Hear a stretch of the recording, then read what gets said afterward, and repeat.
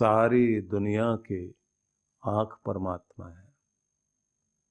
उसके कारण ही हमारी आंखें देखती हैं, ये इंद्रियां काम करती हैं, हाथ पांव चलते हैं, जिह्वा चखती है, कान सुनते हैं, नासिका सूंघती है। सबकी आंखें परमात्मा है, उसके कारण हम सब लोग देखते हैं। लेकिन जिसने आंख दी, जब हम देखते हुए भी उसे नहीं देखते, उसे नहीं पहचानते, उसके संसार में अपने परमात्मा को, करतार को नहीं देखते, तो आंख होते हुए भी हम अंधे हैं। सोरचला ने कहा, लेकिन व्यक्ति को आंख कौन सी होनी चाहिए? बोले दिव्य नेत्र, दिव्य चक्षु, जिससे हर जगह परमात्मा दिखाई दे। बोले फिर ये भी बताओ कि आंख का अंधा कैसे कोई होता है? बोले जिसकी परमात्मा की ओर आंखें खुल जाती हैं, उसके संसार की तरफ आंखें बंद हो जाती हैं। इसलिए वो व्यक्ति संसार के लिए नेत्रहीन जैसा ही होता है। आकर्षण खींच रहे होते हैं उसको अपनी तरफ, लेकिन देखता ही नहीं उधर। संसार की आवाजें उसकी तरफ सुनाई दे रही होती हैं, लेकिन वो नहीं सुनता, क्योंकि वो परमात्मा को सुन रहा होता है। कन्या प्रसन्न हो गई और उसने कह दिया कि मेरे पिता ही प्रमाण हैं, विवाह तो उनकी आज्ञा से ही होगा। तो बात तो बन गई है, विवाह हुआ। और जब विवाह हो गया तो उसके बाद इस ऋषि ने, श्वेत केतु ने, अपनी पत्नी से कहा कि देवी, विवाह हो गया, लेकिन किस लिए? महान आदर्श को जीवन में लेकर के हम चलें, दोनों का आदर्श एक होगा। शास्त्र अनुसार ही हम लोगों ने जीवन के अनुष्ठान करने हैं। पर एक बात ध्यान रखना, बड़े बड़े कार्य हमारे द्वारा होंगे, इदन्न मम की भावना ध्यान में रखना। और जिस भावना से परमात्मा की प्रतीति होती है, उसे ध्यान में रखना। परमात्मा दिखाई दे और अपना हाथ भगवान को पकड़ा कर चलना है, क्योंकि प्रभु ही हमारा आश्रय है, उसी की शरण ग्रहण करना। जिसे वचन के रूप में लोग पाठ करते ना, श्री कृष्ण शरणम मम, मेरा तो आधार मेरा गोविंद है। तो जिनके मन में एक ही बात है कि मैंने तो परमात्मा को, प्रभु को ही वर्ण कर लिया है, तो प्रभु की प्रीति के लिए कर्म कर रहा हूं, लेकिन मैं करता नहीं हूं, इदन्नमम का भाव रख करके चलें और जन कल्याण के बहुत सारे कार्य करते चले जाएं। लेकिन ये ध्यान रखना है कि जन कल्याण करते करते भी यही समझें प्रभु की राह में हम चल रहे हैं।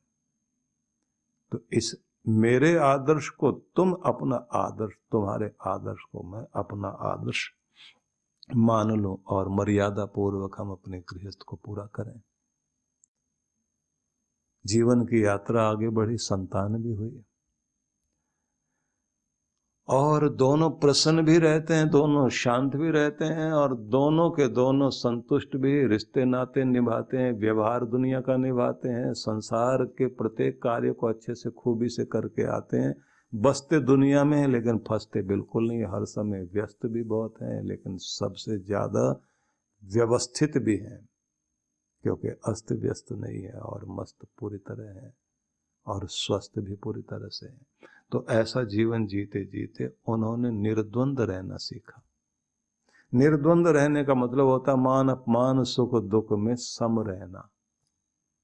और इसी तरह से जीते जीते जीवन के बहुत सारे साधन सामग्री जीवन में आती चली गई, लेकिन परिग्रह शून्य हो गए, अपरिग्रह को अपना लिया। बहुत जोड़ तोड़ में अपने आप को नहीं रमाया, क्योंकि संसार का धन जुड़ रहा है, लेकिन जीवन में धर्म भी जुड़ता जा रहा है, ध्यान भी बन रहा है और धर्म भी बन रहा है, कर्तव्य भी बन रहा है, सांसारिक कार्य भी हो रहे हैं। सब कुछ करते करते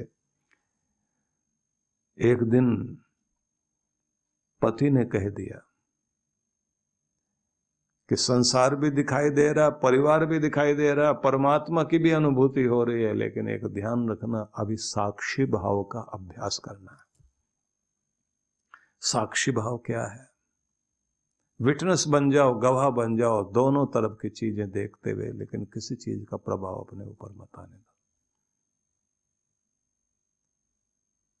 सुवर्चला एक महान साधिका बनकर अपने प्रभु में रमण करने लग गई। आत्मयज्ञ करती है, ब्रह्म यज्ञ करती है।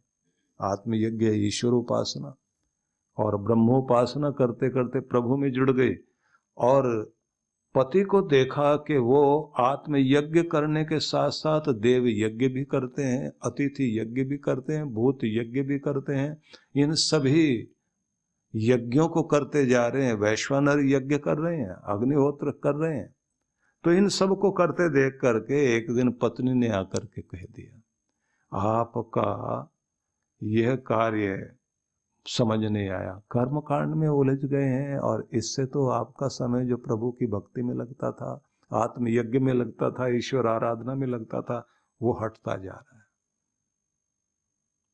ब्रह्म में लीन हो ना, उसमें बहुत आनंद है। आप छोटी छोटी चीजें करने लग गए कि जिस आदमी की समाधि लगने लग जाए तो तीर्थ में, मंदिर में, यज्ञ में, पाठ में इसलिए व्यक्ति जाता है कि ये वो सीढ़ियां हैं जिससे चढ़कर माला जपते जपते आप ध्यान तक पहुंचे। जिसका ध्यान ही लगने लग गया, जिसकी समाधि खिलने लग गई, जिसको परमात्मा की अनुभूति होती, जिसे बाहर भी संसार दिखाई देता है, अब वो फिर से ABC से शुरू क्यों कर रहा है?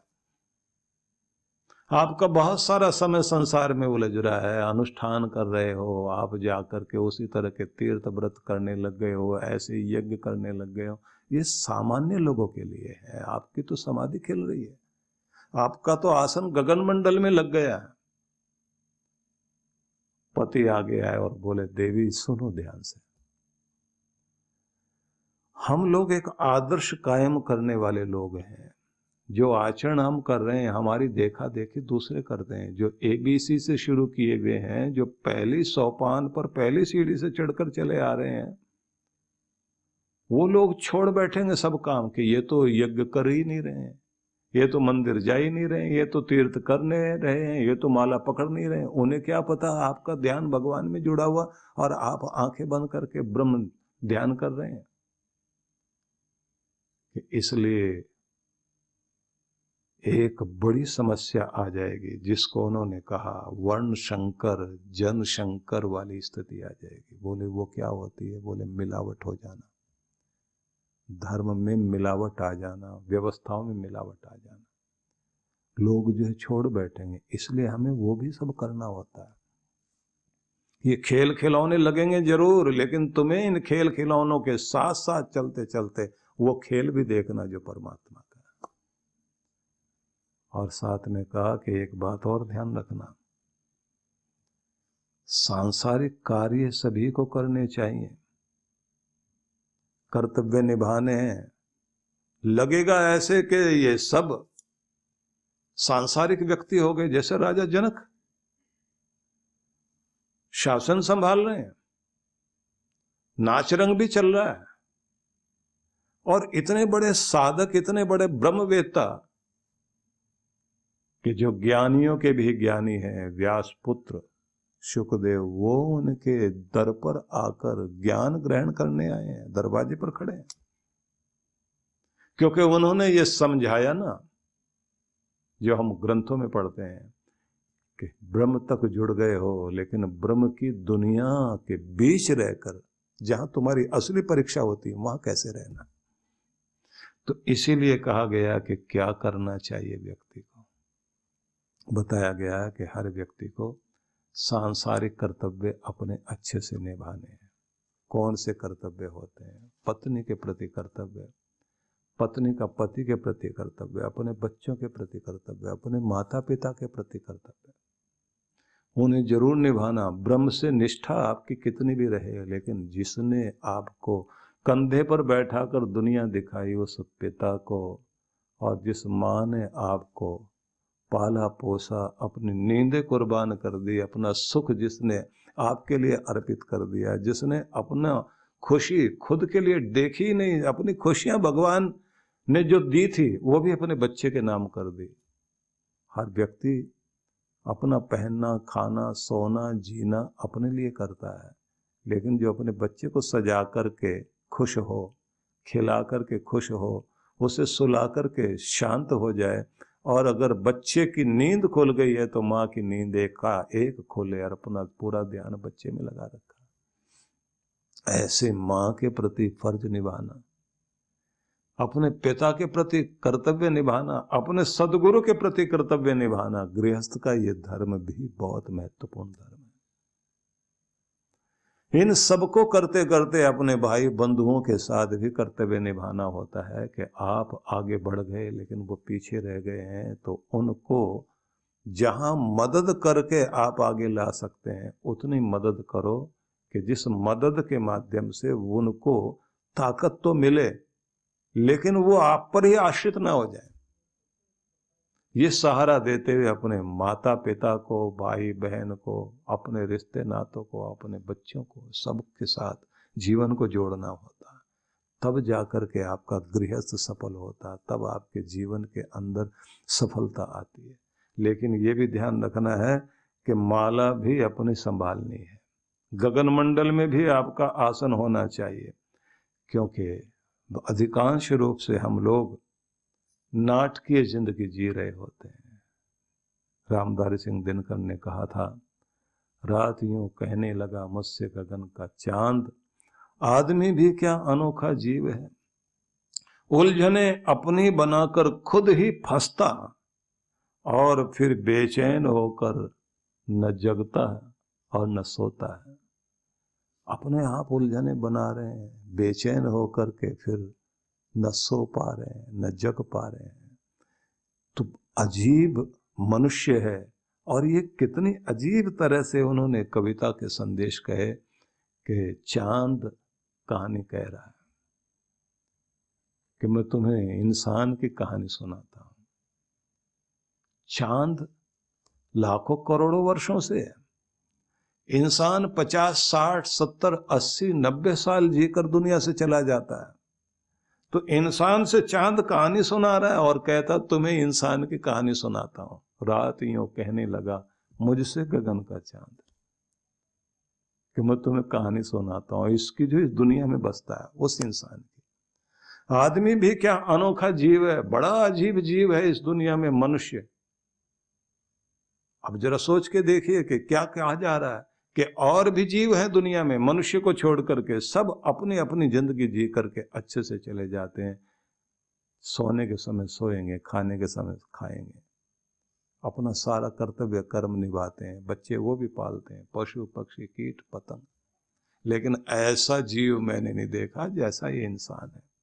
अपने आप उलझने बनाता है, उलझने अपनी बनाकर आप ही फंसता, अपने आप उलझने बनाएगा, खुद ही उसमें फंसेगा और फिर बेचैन हो, न जगता है न सोता है। आदमी भी क्या अनोखा जीव है, रात यूं कहने लगा मुझसे गगन का चांद। बड़ी विचित्र बात है। तो इसलिए कहा बहुत प्यार से भीष्म ने युधिष्ठिर से, धर्मराज युधिष्ठिर तुम राज सत्ता संभालने जा रहे हो, तो इस बात को जानो कि इस दुनिया में किस तरह से रहना आना चाहिए व्यक्ति को। और फिर उन्होंने कहा, हे युधिष्ठिर, इस प्रकार से नित्य नैमित्तिक कर्मों को करते हुए और उन समस्त कर्मों को भगवान को अर्पित करते हुए वे लोग ध्यान मग्न रहते थे, अपने आदर्श कायम रखते थे, अपना हाथ भगवान को पकड़ाया हुआ है, संसार में कर्म कर रहे हैं, गृहस्थ होकर के जी रहे हैं, लेकिन वो बड़े योगी, बड़े ध्यानी, बड़े तपस्वी हैं। बच्चों के प्रति प्रेम बहुत रखते हैं, लेकिन मोह बिल्कुल नहीं है। संसार के पदार्थ उनके घर में हैं, उनकी रक्षा भी करते हैं, सुरक्षा भी करते हैं, लेकिन मोह बिल्कुल नहीं, प्राण उसमें नहीं बसे हुए हैं। उन्हें पता है एक दिन सब कुछ छोड़ के जाना। इसलिए कहते हैं ना कि मनुष्य जो है धन के लिए स्वास्थ्य खोता है और स्वास्थ्य वापस पाने के लिए धन को खर्च करता है, भविष्य की चिंता में वर्तमान को भूल जाता है, और इस प्रकार से वह न वर्तमान में जीता है और न भविष्य में जी पाता है, क्योंकि उसने भविष्य की चिंता में अपना वर्तमान खो दिया है और वह ऐसे जीता है कि जैसे कभी मरेगा नहीं, और ऐसे मर जाता है जैसे कभी जिया ही नहीं। ये कितनी विचित्र बात है। जिएगा इस तरह से कि जैसे कभी मरना ही नहीं है, और मर जाता है ऐसे जैसे कभी जिया ही नहीं है। मतलब दुनिया से चला गया और पीछे कोई नाम निशान बचा ही नहीं कि आदमी जिंदा भी था, दुनिया में आया भी था या नहीं। ऐसे आया और ऐसे चला गया। भीड़ का हिस्सा होकर के हम लोग जिए। इसलिए कहते हैं भीतर की अमीरी को प्राप्त करना और उसमें आनंदित रहना, अपने बड़ों का भी सम्मान करना, और जिन लोगों ने आपके लिए इतना कुछ किया है उस फर्ज को कभी भूलना नहीं। क्योंकि अमीर वह नहीं है जिसके पास बहुत है, अमीर वह है जिसकी आवश्यकताएं बहुत कम हैं, जो अपनी आवश्यकताओं को कम कर लेता है और अंदर से तृप्त रहता है, और जिसकी कोशिश ये करती है कि मैं और किसी के प्रेम के लिए न तरसूं, अपने परमात्मा के प्रेम को ही महत्व दूं और उसी की शरण को ग्रहण करूं। 108 कुंडीय श्री गणेश लक्ष्मी महायज्ञ परम पूज्य सद्गुरुदेव श्री सुधांशु जी महाराज एवं डॉक्टर अर्चिका दीदी जी के पावन सानिध्य में विश्व जागृति मिशन पिछले कई वर्षों से जनहित में सुख समृद्धि एवं रिद्धि सिद्धि प्राप्त कराने हेतु श्री गणेश लक्ष्मी महायज्ञ का आयोजन करता आ रहा है।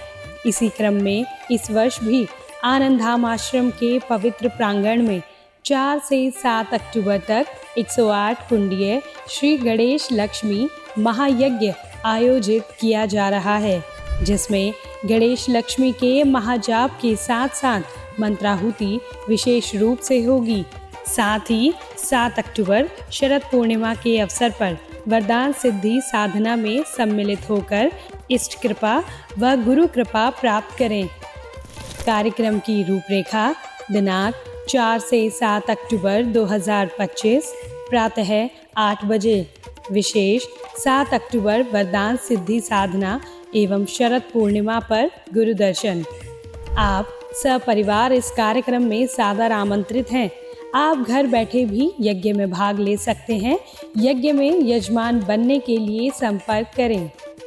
वृंदावन ध्यान साधना शिविर भगवान श्री कृष्ण की लीला भूमि वृंदावन में पहली बार ध्यान साधना शिविर में भाग लेने का सुनहरा अवसर। आइए, जहां बाल कृष्ण का बचपन बीता वहां ध्यान की यात्रा करें।